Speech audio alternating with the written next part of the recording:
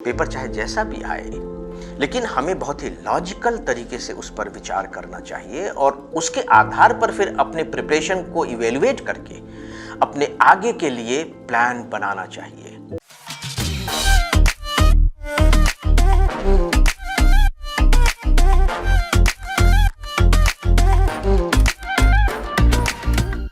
मेरे प्यारे साथियों, नमस्कार।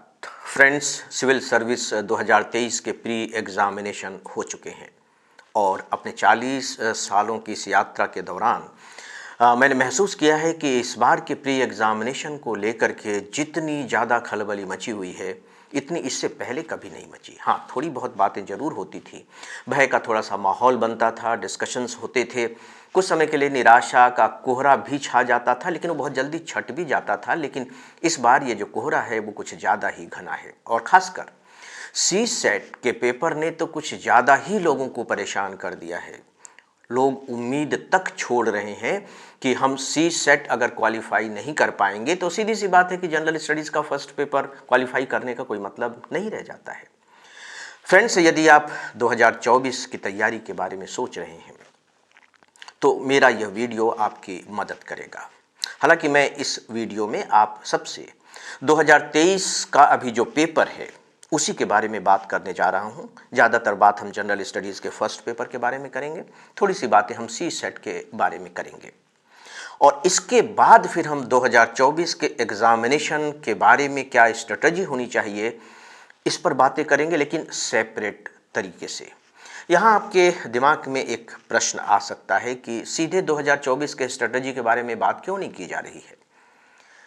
दोस्तों, उसका एक कारण है। कारण यह है कि अगर आप इससे पहले के एग्जामिनेशन का थोड़ा सा जायजा लें तो आप पाएंगे कि जो मान लीजिए कि 2024 का एग्जाम देना है, तो इस 2024 के एग्जामिनेशन के बेस के रूप में, उसके नींव के रूप में, उसके धरातल के रूप में कहीं ना कहीं 2023 का एग्जाम काम कर रहा होता है और 2023 के एग्जामिनेशन में 2022 का स्वरूप काम कर रहा होता है।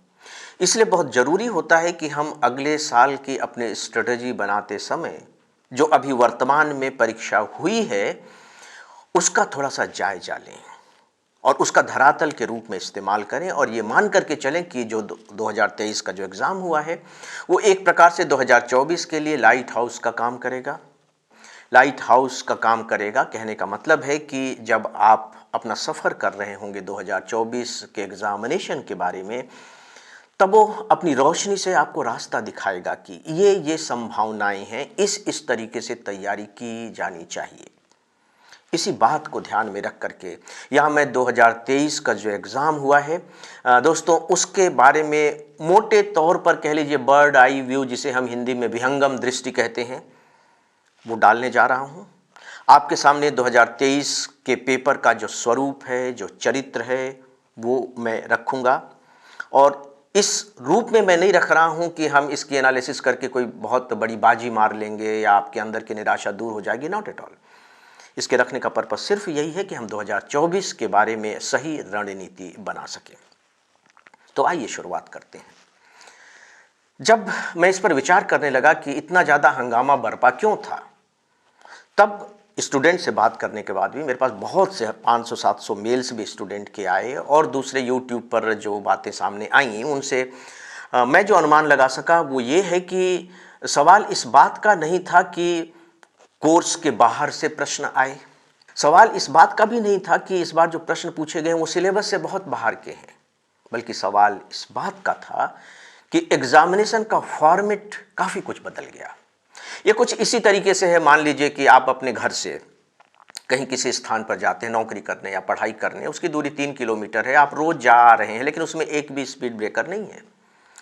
लेकिन अगले दिन सुबह जब आप अपनी बाइक पर बैठ करके वहां जाने लगे तो ढम से आपकी बाइक उछली और आप दंग रह गए, क्या हो गया।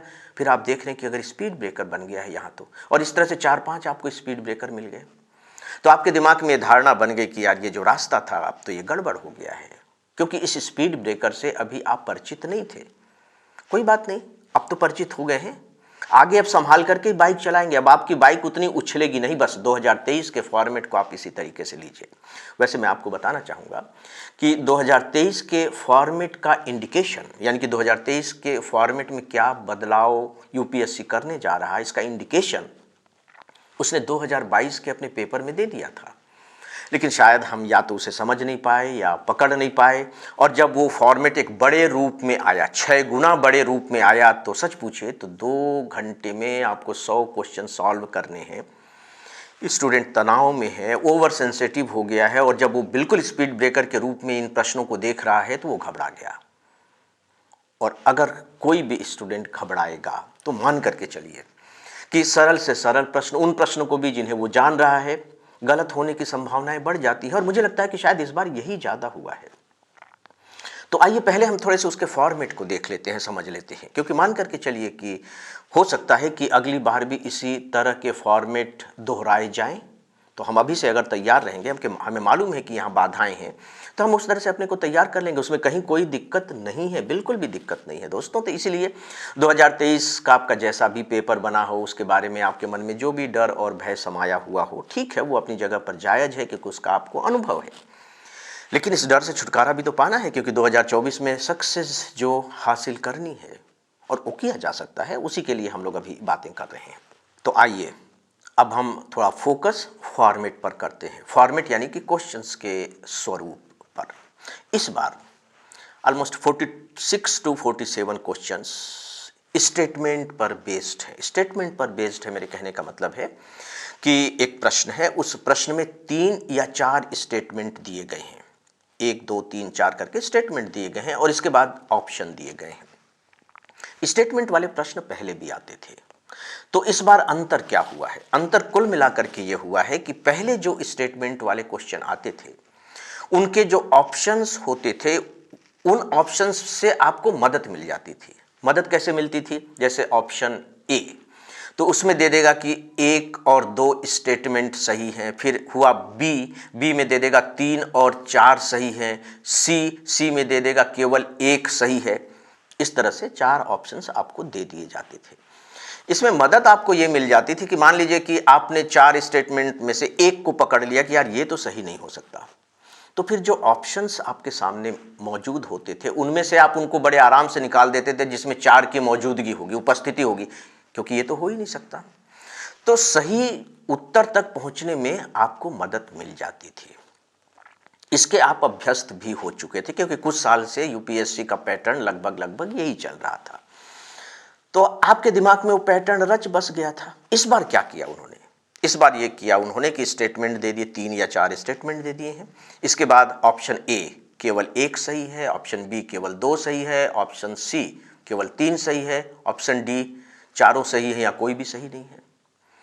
अब आपके सामने दिक्कत ये हुई कि जब तक तीनों चारों स्टेटमेंट के बारे में आप बहुत अच्छे तरीके से नहीं जानते हो, तब तक आप कैसे सही उत्तर तक पहुंचेंगे? क्योंकि वो जो आपको मदद मिलती थी कि गलत को पकड़ करके उस डोर के सहारे आप सही उत्तर तक पहुंच जाएं, वो डोर कट गई इस बार। और ऐसे प्रश्नों की संख्या कोई थोड़ी मोड़ी नहीं थी। 46-47%, मेरी समझ से साथ 47 क्वेश्चंस, ऑलमोस्ट 50% क्वेश्चंस इसी पैटर्न के थे।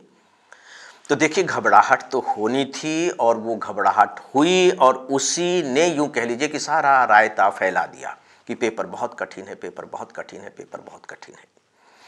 तो चलिए, 47 क्वेश्चन, ऑलमोस्ट 50 क्वेश्चन आप निकाल दिए, लेकिन जो रिमेनिंग 50 क्वेश्चन हैं वो पुराने पैटर्न के ही हैं। आप देखिए कि 25 क्वेश्चन तो सिर्फ इसी के हैं कि 1 2 3 4 उन्होंने दे दिया है, और इसके बाद ऑप्शन में पूछ लिया है कि कौन सा सही है। ये तो बहुत ही पुराना पैटर्न चल रहा है, हम लोगों के समय से ये पैटर्न चल रहा है। 4 स्टेटमेंट दे दिए, इनमें से कौन सा सही है, इनमें से कौन सा गलत है, आप टिक निशान लगा दीजिए, बस बात खत्म हो गई। सिंपल, बिल्कुल सिंपल।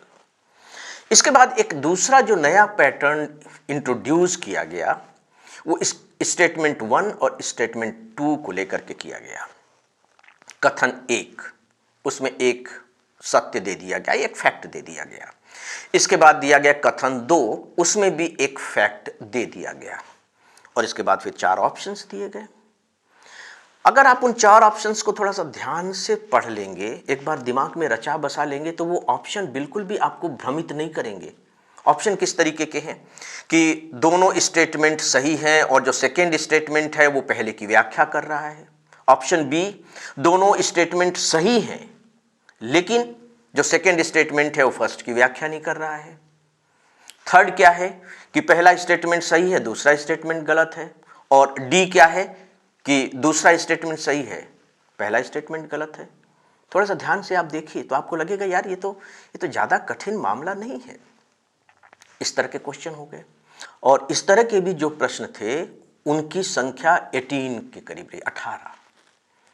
तो बोले कि अरे बाप रे, तो ये भी एक नया है, क्योंकि देखिए नए से तो अपरिचय होता है ना, नए से हम घुल मिल तो नहीं पाते। इस बार भी लगभग वही हुआ है। और बाकी जो 7-8 जो क्वेश्चंस थे वो आपके वही पुराने पैटर्न के थे जिसकी चर्चा अभी मैंने शुरू में की कि 1-2 सही या 3-4 सही, इस तरह के पैटर्न के थे। इसकी संख्या बिल्कुल रिड्यूस कर दी गई। जो पहले लगभग 50% क्वेश्चन जिस पैटर्न के पूछे जाते थे उसको घटा करके 10 से भी नीचे ला दिया गया।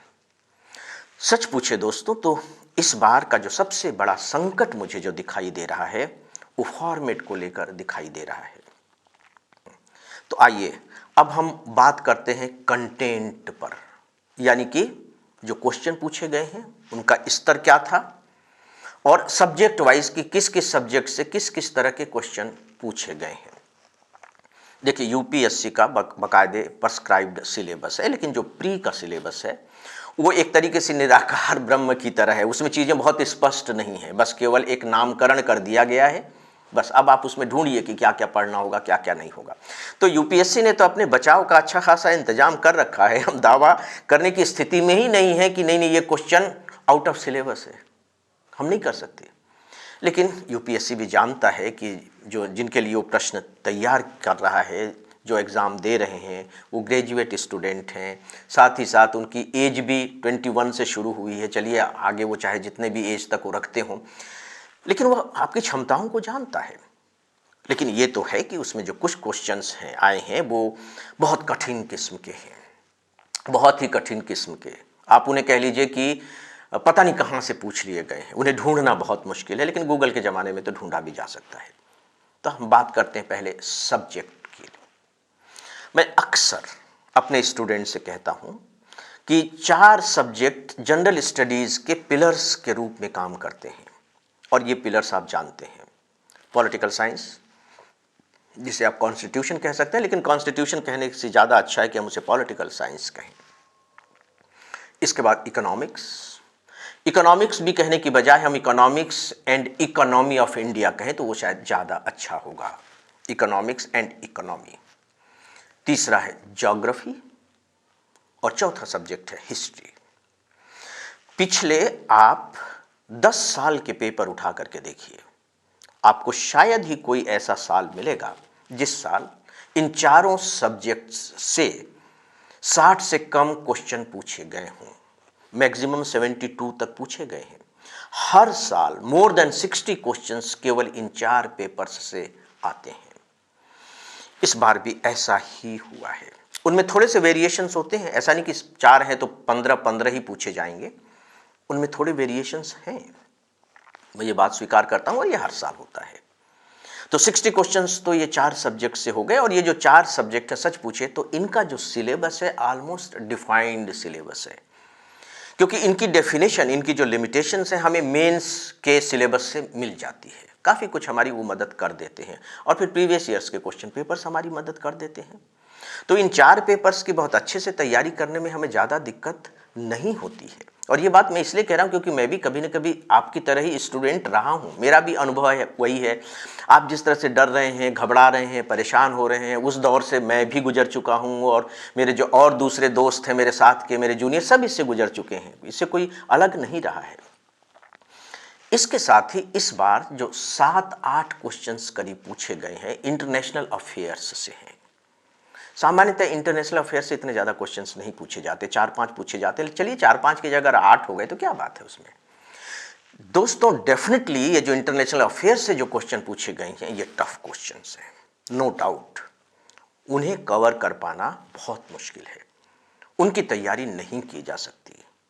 एक जो स्टैटिक सिलेबस होता है, जो हम उम्मीद करते हैं कि इंटरनेशनल अफेयर से हम ये पढ़ेंगे, ये जानेंगे, उससे हट करके है। जैसे एक बहुत ही करंट अफेयर्स का एक बहुत ही सिंपल सा क्वेश्चन है, यूक्रेन पर इतनी बातें हो रही हैं, तो स्वाभाविक है कि अगर यूपीएससी आपसे एक्सपेक्ट कर रहा है कि भाई यूक्रेन की सीमाओं से कौन कौन से देश लगे हुए हैं, तो उसकी उम्मीद गलत नहीं है।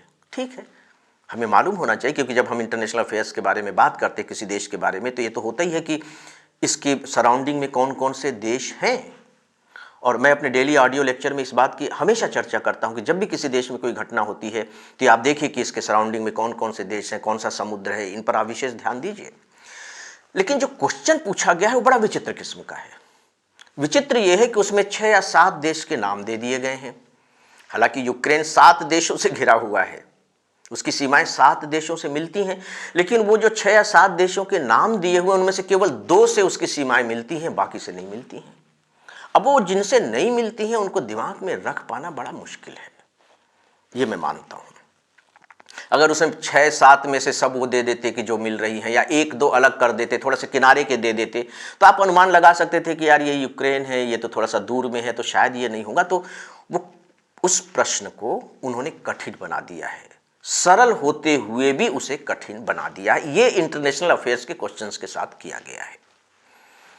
और ऐसी स्थिति में ये बात हो गई है कि इंटरनेशनल अफेयर्स के क्वेश्चंस को सॉल्व करना थोड़ा सा मुश्किल हो गया है। हाँ, ये जरूर है कि जिन स्टूडेंट का political science and international relation optional subject के रूप में है, शायद उन्हें थोड़ा माइलेज मिल जाए, उनके लिए थोड़ी सी आसानी हो जाए। चलिए, हमने 4 सब्जेक्ट के बारे में बात कर ली। अगर हम इंटरनेशनल रिलेशन को पॉलिटिकल साइंस में शामिल कर लें तो देखिए टोटल जो संख्या है वो 70 के आसपास पहुंच जाएगी। तो यहाँ तो सैद्धांतिक रूप से इन प्रिंसिपल यूपीएससी बिल्कुल सही है कि उसने 4 सब्जेक्ट में आपको इतने सारे क्वेश्चन प्रोवाइड कर दिए। एनवायरनमेंट से अब क्वेश्चंस ज़्यादा होने लगे हैं, ज़्यादा क्वेश्चंस आने लगे हैं। एनवायरनमेंट से 12-13 क्वेश्चन आए हैं, लेकिन एक अच्छी बात यह है कि वो क्वेश्चन बहुत कठिन किस्म के नहीं हैं। अब दोस्तों, जब मैं कह रहा हूं कि कठिन किस्म के नहीं हैं, तो हो सकता है कि मन ही मन आपको गुस्सा आ रहा हो, आप मेरा विरोध कर रहा हो कि हाँ, आप क्या जानते हैं कि वो कठिन नहीं है। ठीक है, बिल्कुल सही कह रहे हैं आप, क्योंकि कठिन है या सरल है ये थोड़ा सा सब्जेक्टिव मामला है। अगर मैं उसके बारे में जानता हूँ तो मेरे लिए वो प्रश्न सरल हो जाता है, नहीं जानता हूँ तो चाहे वो सरल ही क्यों ना हो मेरे लिए वो कठिन हो जाता है। तो सब्जेक्टिव तो है वो, ये व्यक्तिनिष्ठ मामला है, ये वस्तुनिष्ठ मामला नहीं है। लेकिन फिर भी एक हम उम्मीद करते हैं, मान लीजिए कि कार्बन के बारे में बात हो रही, CO2 के बारे में बात हो रही है, पर्यावरण को लेकर के, तो मैं उम्मीद करूंगा कि आप जानते होंगे, है ना, भारत कितना इमिशन करता है कार्बन डाइऑक्साइड गैस का, दुनिया में उसका क्या स्थान है। तो एक सामान्य सी चीज़ है कि हमें मालूम होनी ही चाहिए। लेकिन चलिए, किसी वजह से आपको नहीं मालूम हो तो एक अलग मुद्दा होता है। लेकिन एनवायरनमेंट के जो क्वेश्चन है वो बहुत कठिन नहीं है। दोस्तों, जो साइंस के क्वेश्चन है इस बार वो बहुत अच्छे क्वेश्चन हैं, बहुत अच्छे क्वेश्चन हैं। जो साइंस के क्वेश्चन हैं उनकी संख्या पर्याप्त है, लगभग 12 क्वेश्चन साइंस से हैं। लेकिन ये मैं आपको विश्वास दिलाता हूं कि साइंस के भी जो प्रश्न हैं वो बहुत कठिन प्रश्न नहीं है। इससे पहले जो साइंस के प्रश्न आते थे उसमें तो हवा नहीं लगती थी, एकदम ये कहां से पूछ लिया गया, मतलब ऐसे शब्द आ जाते थे कि पता ही नहीं लगता था कि यार ये कहाँ का साइंस है, रॉकेट साइंस है या कोई एटॉमिक साइंस है या भगवान जाने कौन सा साइंस है। इस बार आप पढ़ेंगे तो आपको ऐसा नहीं लगेगा। अब ये बात अलग है कि हमसे वो बन रहा है या नहीं बन रहा है, मैं क्वेश्चन के स्टैंडर्ड की बात कर रहा हूँ। दोस्तों, इन सारे सब्जेक्ट्स को अगर हम किनारे कर दें तो लगभग 6-7 क्वेश्चंस ऐसे हैं कि हम उन्हें किन सब्जेक्ट में रखें ये तो हम नहीं कह सकते, लेकिन हवा नहीं लगती उनके बारे में भी। ये इत्तेफाक है कि आपने कहीं उनके बारे में सुन लिया हो, कहीं पढ़ लिया हो तो आप हल कर पाए हो, अदरवाइज उनके बारे में भी पता नहीं लगता कि इसे हम कैसे बनाएं, कैसे नहीं करें। ये है सब्जेक्ट वाइज प्रश्नों के बारे में कुछ बातें। अब मैं थोड़ी सी बात करना चाहूँगा कंटेंट के ऊपर। दोस्तों, मैंने अभी अभी आपसे कहा कि कंटेंट कैसा था, सरल था, कठिन था, ये बहुत ही सब्जेक्टिव मामला है। इसके बारे में बस मैं आपको एक सलाह देना चाहूँगा, और वो ये कि आप थोड़ा सा अतिरिक्त समय निकालें। आप पढ़ाई तो कर ही रहे होंगे, पढ़ाई से हटकर थोड़ा सा समय निकालें, ये आपके काम आएगा। मैं ज़्यादा साल के पेपर की बात नहीं कर रहा हूँ, आप केवल 2022 का क्वेश्चन पेपर ले लें और 2023 का क्वेश्चन पेपर आपके सामने है। आप उसमें से एक सब्जेक्ट को एक बार उठाएं, जैसे मान लीजिए कि पॉलिटिकल साइंस के प्रश्नों को उठाएं, 2022 में जो पूछे गए थे और 2023 में जो पूछे गए हैं। सामान्यतः तो आपने देखा होगा कि जब एक सब्जेक्ट के क्वेश्चन पूछे जाते हैं तो 4, 5, 6 क्वेश्चन एक साथ पूछ ही लिए जाते हैं, और फिर आप उनको कंपेयर करें कि पिछले साल जो पॉलिटिकल साइंस के क्वेश्चन थे और इस बार जो पॉलिटिकल साइंस के क्वेश्चन हैं उनमें क्या अंतर है। कठिनाई के स्तर को ही लेकर के आप केवल जायजा लें। ठीक इसी तरह से जो दूसरे सब्जेक्ट हैं, जो मैंने 4 इंपॉर्टेंट सब्जेक्ट कहे, उनके बारे में थोड़ा सा देख लें। एनवायरनमेंट की मैंने बात की, एनवायरनमेंट के प्रश्नों को भी देख लें। साइंस के बारे में भी मैंने बात की, साइंस के प्रश्नों को भी देख लें। इस बार की जो एक बहुत खूबसूरती रही है वो ये है कि जो प्रश्न पूछे जा रहे हैं वे प्रश्न दिखाई तो देते हैं कि ये सब्जेक्ट के हैं, और सब्जेक्ट के होते भी हैं, दिखाई देने की बात नहीं, होते भी हैं। लेकिन मजेदार बात है कि उनमें से ज्यादातर जो प्रश्नों की जो लिंकिंग है वो करंट अफेयर्स से है। अब यहां मैं उनका साक्ष्य देने लगूं कि आप इस प्रश्न को देखिए, इस प्रश्न को देखिए, तो मेरा ये वीडियो बहुत लंबा हो जाएगा, लेकिन आप ये भी कर सकते हैं। चलिए हम राष्ट्रपति के चुनाव की बात करते हैं। राष्ट्रपति के चुनाव पर इस बार 2 क्वेश्चन हैं, लेकिन वो ट्रेडिशनल क्वेश्चन नहीं है ना, कि जो निर्वाचक मंडल में कौन कौन होते हैं, और नहीं, 2 क्वेश्चन पूछे गए हैं। और मजेदार बात यह है कि है तो वो स्टैटिक पोर्शन, लेकिन पिछले साल ही तो राष्ट्रपति का चुनाव हुआ है ना, और जब राष्ट्रपति के चुनाव होते हैं तो अखबार अगर आप ध्यान से पढ़ेंगे ना तो उनके बड़े जो इंटरेस्टिंग फैक्ट होते हैं उनकी भी चर्चा अखबारों में होती है। कि जैसे मान लीजिए कि कोई MP MLA है, राष्ट्रपति का चुनाव होना है, वो लोकसभा से दूर है, वहाँ मतदान होना है, तो वो कहाँ मतदान कर सकेगा। इस तरह के ढेर सारे जो बड़े इंटरेस्टिंग फैक्ट होते हैं ना, वो चैनल्स पर भी आ रहे थे और अखबारों में भी आ रहे थे। और मैं यहाँ आपको बताना चाहूँगा कि हमारा एक वीडियो बिल्कुल इस तरह का YouTube पर है, जिसमें हमने करंट टॉपिक्स बताए हैं इस बार 2023 के लिए, आप देख सकते हैं उसे। राष्ट्रपति का चुनाव मुझे ध्यान आ रहा है कि शायद उसमें पहला टॉपिक है। फिर ध्वज संहिता, ध्वज संहिता को लेकर के भी लोग बहुत परेशानी की, ये क्या पूछ लिया गया है। नहीं, ये है तो देखिए स्टैटिक पोर्शन, लेकिन करंट का हिस्सा है। हमने अपने करंट अफेयर्स में बताया हुआ है कि ध्वज संहिता पर आपको तैयारी करनी चाहिए। मुझे देखिए एग्जैक्ट तो याद नहीं आ रहा है, लेकिन कुरुक्षेत्र या योजना के फर्स्ट पेज पर ध्वज संहिता को लेकर के बकायदे मुझे दृश्य मेरे दिमाग में तैर रहा है कि चारों तरफ से ब्रैकेट बना करके और उसमें ध्वज संहिता की बात की गई थी, क्योंकि ध्वज संहिता को लेकर के एक जजमेंट आया था सुप्रीम कोर्ट का, और उसके आधार पर मैंने लिया था कि ध्वज संहिता इस बार बहुत इंपॉर्टेंट है। तो ये करंट का हिस्सा है, लेकिन आपको ये प्रश्न बिल्कुल परेशान करेगा कि अब ध्वज संहिता भी हम याद करें, कैसे याद करें, कहाँ से हम इसे समझें। तो दोस्तों, जो ज़्यादातर स्टैटिक क्वेश्चंस आए हुए हैं जो सब्जेक्ट से रिलेटेड हैं, वो सीधे सीधे करंट से भले ही ना हो, लेकिन पूछे करंट से गए हैं। बैंकिंग पर क्वेश्चंस पूछे गए हैं, वो करंट से पूछे गए हैं। उदाहरण के तौर पर जैसे एक क्वेश्चन पूछा गया कि भाई कोविड के बाद सभी बैंकों ने अपने अपने इंटरेस्ट रेट बढ़ा दिए थे, ये कथन सही है या गलत है। इसके बाद दूसरा कथन ये आया कि ये जो सेंट्रल जो बैंक होते हैं, यानी जो केंद्रीय बैंक होते हैं, इनका ये दावा रहता है कि मुद्रास्फीति को नियंत्रित करने के लिए इनके पास मौद्रिक जैसे कोई उपाय है।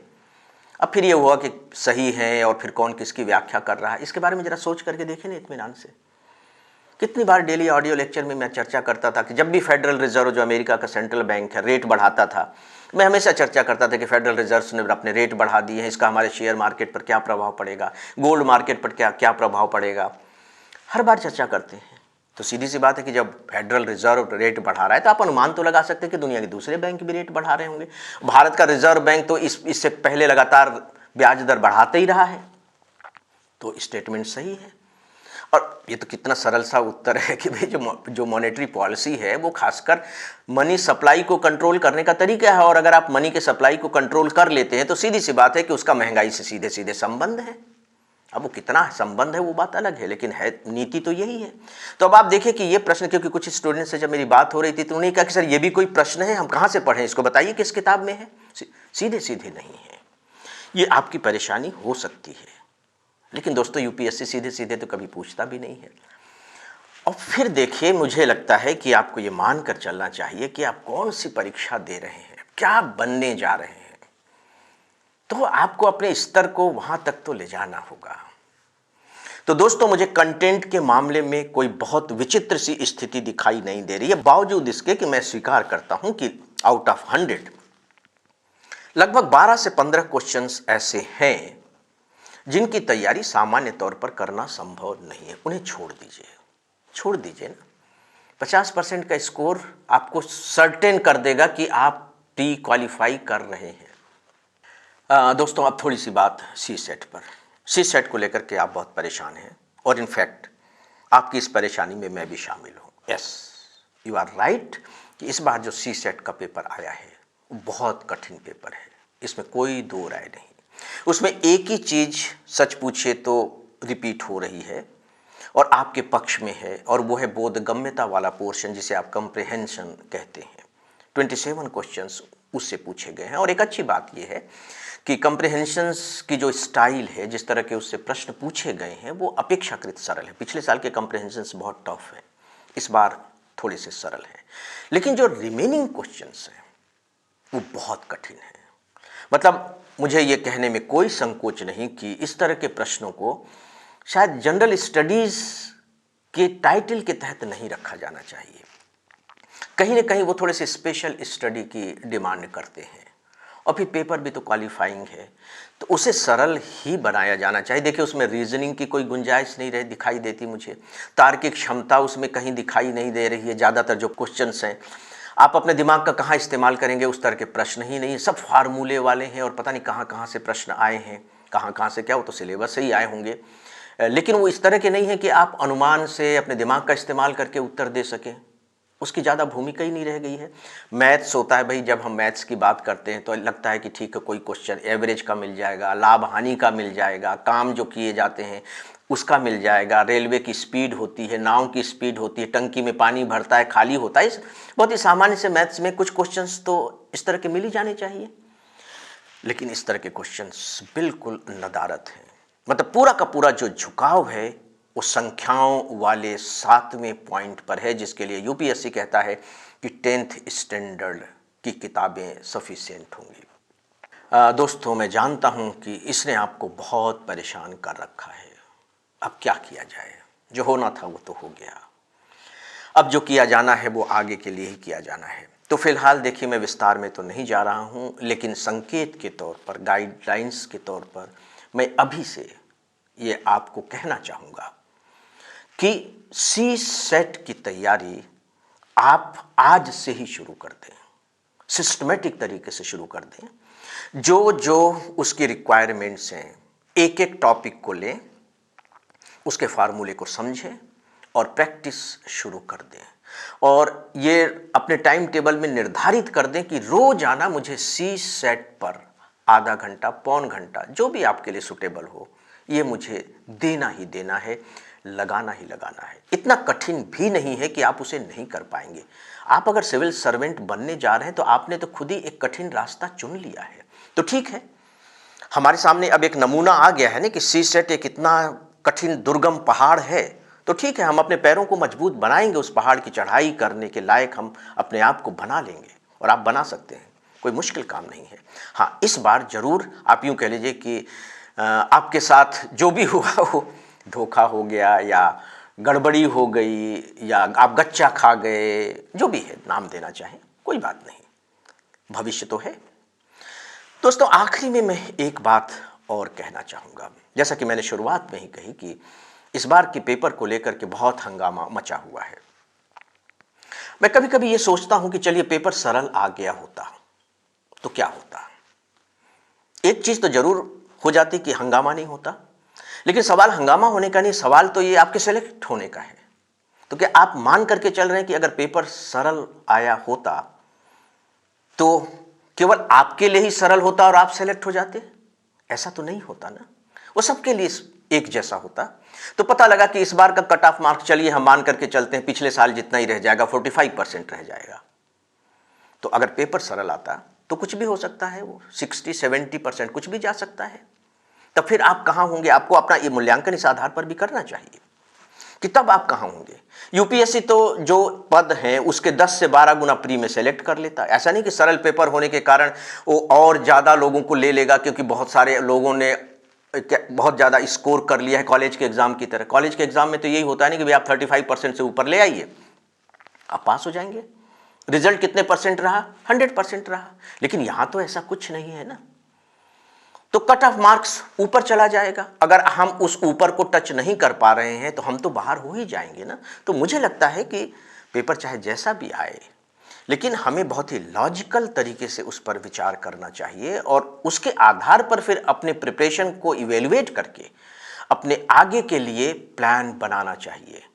तभी सही मायने में हम जो प्रिपरेशन कर रहे हैं उसके साथ न्याय कर सकेंगे। और यदि हम अपने प्रिपरेशन के साथ न्याय कर सके तो विश्वास कीजिए कि जो यूपीएससी का जो रिजल्ट है वो भी आपके साथ कहीं ना कहीं न्याय करेगा ही। क्योंकि यूपीएससी एग्जाम चाहे जैसा भी ले रहा हो, लेकिन किसी व्यक्तिगत तौर पर तो किसी से कोई बदला नहीं ले रहा है ना। इतना तो हमें विश्वास रखना ही चाहिए। तो फ्रेंड्स, ये मैंने 2023 का जो पेपर आया है उसको लेकर के एक मूल्यांकन आप सबके सामने प्रस्तुत किया है। मुझे पूरा विश्वास है कि जब आप मेरे इस वीडियो को बार बार सुनेंगे तो आपको नए नए डायमेंशंस दिखाई देंगे, नए नए विचार आपके दिमाग में आएंगे और ये जो विचार हैं आपको स्थिर करेंगे, आपको सच तक पहुंचाएंगे और यही सच फिर आपको 2024 का सही रास्ता दिखाएगा। इसमें कोई दो राय नहीं। हड़बड़ाने से बात नहीं बनती है, गड़बड़ाने से बात नहीं बनती है, डरने से भी बात नहीं बनती है, निराश उदास और हताश होने से भी बात नहीं बनती है। इनसे बात नहीं बनती है। बात बनती है कि जो समस्या है उसका सही तरीके से मूल्यांकन किया जाए और भविष्य में अगर कभी ऐसी समस्या आ जाती है तो उसे कैसे सुलझाया जाए, इसके लिए अपने आप को तैयार किया जाए। तो दोस्तों, ये आपको करना चाहिए। अब 2024 की स्ट्रेटेजी क्या हो सकती है, आपको कैसे उसकी तैयारी करनी चाहिए, इसके बारे में मैं अपने अगले वीडियो में आप सबसे बातें करूंगा। अंत में एक बात और वो ये कि यदि आप चाहते हैं कि हम इस तरह के वीडियो आपको प्रोवाइड करते रहें तो प्लीज़ आप हमारे इस वीडियो को लाइक करें, शेयर करें और हमारे चैनल को सब्सक्राइब भी करें। तो अब मैं अपनी बात यहीं समाप्त करना चाहूँगा। मुझे इजाज़त दें। नमस्कार।